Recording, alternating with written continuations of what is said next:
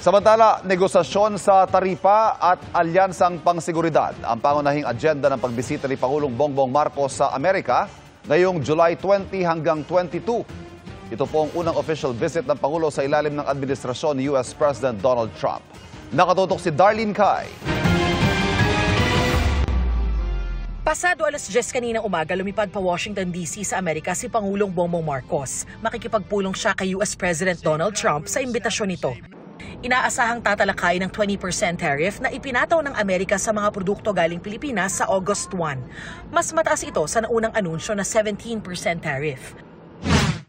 I intend to convey to President Trump and his cabinet officials that the Philippines is ready to negotiate a bilateral trade deal that will ensure strong, mutually beneficial, and future-oriented collaborations that only the United States and the Philippines will be able to take advantage of.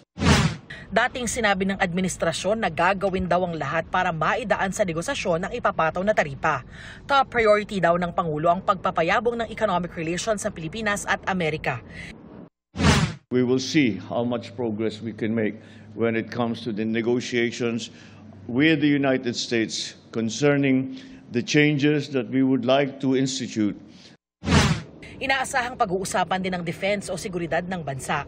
Naunang sinabi ng Administrasyong Trump na nananatili ang kanilang suporta sa Pilipinas sa gitna ng sigalot sa West Philippine Sea. Kasama rin sa agenda ng Pangulo ang pakikipagpulong sa business leaders doon. Mananatili ang Pangulo sa Blair House na President's Guest House. Habang nasa US ang Pangulo, tinalagang caretaker ng bansa sina Executive Secretary Lucas Bersamin, Justice Secretary Jesus Crispin Remulla at Agrarian Reform Secretary Conrado Estrella III.